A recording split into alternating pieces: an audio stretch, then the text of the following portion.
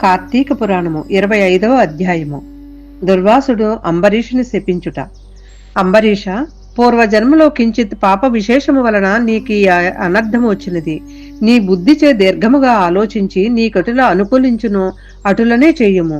ఇక మాకు సెలవిప్పించుము అని పండితులు పలికిరి. అంత అంబరీషుడు, ఆ ఓ పండితోత్తములారా, నా నిశ్చితాభిప్రాయమును ఆలకించి వెడలుడు. ద్వాదశీ నిష్టను విడిచుట కన్నా విప్రశాపము అధికమైనది కాదు.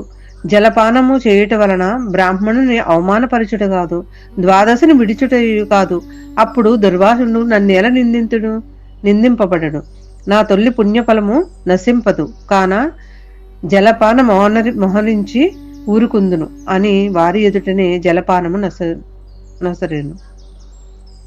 నొనరించెను. అంబరీషుడు జలపానం అనరించిన మరుక్షణమునే దుర్వాసును స్నాన జపాదులు పూర్తి చేసుకుని అక్కడకు వచ్చెను. వచ్చిన వెంటనే ఆ ముని మహారౌద్రకారుడై కండ్ల వెంట నిప్పులు కొరుక్కుచు, ఓరి మదాంత, నన్ను భోజనానికి రమ్మని నేను రాకనే నీవేళ భుజించితివిరా? ఎంత దుర్మార్గము, ఎంత నిర్లక్ష్యము, ఎంతటి ధర్మ పరిత్యాగివి! అతిథికి అన్నము పెట్టదనని ఆశ చూపి పెట్టకుండా తాను తినినవాడు మలభ్రష్టుడగును. అట్టి అధముడు మరు జన్మలో పురుగై పుట్టును. నీవు భోజనమునకు బదులు జలపానము చేసేతివి. అది భోజనముతో సమానమైనదే కదా. నీవు అతిథిని విడిచి భుజించినావు కాన నీవు నమ్మకద్రోహి వగుదువే గాని హరిభక్తుడు వెట్ల కాగలవు? శ్రీహరి బ్రాహ్మణ మానవును సహింపడు. మమ్మే అవమానించుట అని నా శ్రీహరిని అవమానించుటయే. నీ వంటి హరినిందాపరుడు మరి ఒకడు లేడు. నీవు మహాభక్తుడునని అతి గర్వము కలవాడివై ఉన్నావు. ఆ గర్వముతోనే నీవు నన్ను భోజనమునకు ఆహ్వానించి అవమానపరిచి నిర్లక్ష్యముగా జలపానం అనరించితివి. అంబరీష, నీవెట్లు పవిత్ర రాజ కుటుంబంలో పుట్టినావురా? నీ వంశము కళంకము కాలేదా అని కోపముతో నోటికి వచ్చినట్లు తిట్టెను. అంబరీషుడు ముని కోపమునకు గడగడా వణుకుచు ముకుళిత హస్తములతో, మహానుభావ, నేను ధర్మహీనుడను. నా అజ్ఞానముచే నేను ఈ కార్యము చేసి తిని నన్ను రక్షింపుము. బ్రాహ్మణులకు శాంతియే ప్రధానము. మీరు తపోధనుడు, దయాదాక్షిణ్యములు గలవారును కాన నన్ను కాపాడమని అతని పాదములపై పడిను. దయాశూన్యుడైనటువంటి దుర్వాసనుడు అంబరీషుని తలను తన ఎడమ కాలితో తన్ని దోషికి శాపమీయకుండా ఉండరాదు.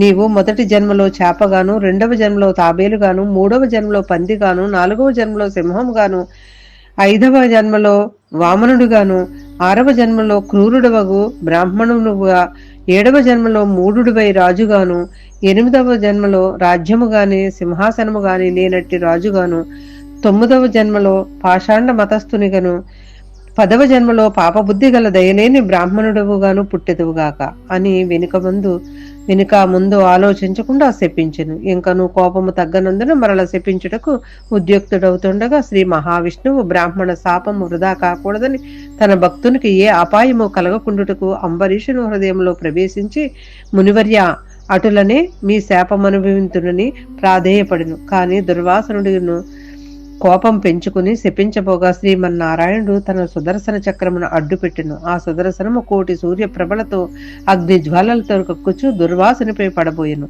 అంత దుర్వాసనుడు ఆ చక్రము తనను చూసి మసి చేయనని తలంచి ప్రాణముపై ఆశ కలిగి ఆచట నుండి బ్రతుకు జీవుడా అని పరిగెడెను. మహా తేజస్సుతో చక్రాయుధము దుర్వాసనుని తరుముచుండెను. ఆ దుర్వాసనుడు తనను కాపాడమని భూలోకమునమన్న మహామునులను, దేవలోకమును కరిగి దేవేంద్రుని, బ్రహ్మలోకాలకు వెళ్లి బ్రహ్మదేవుణ్ణి, కైలాసమునకు వెళ్లి పరమేశ్వరుని ఎంత ప్రార్థించరను వారు సైతము చక్రాయుధము బారి నుండి దుర్వాసుని కాపాడలేకపోయిరి. 25వ రోజు పారాయణము సమాప్తము.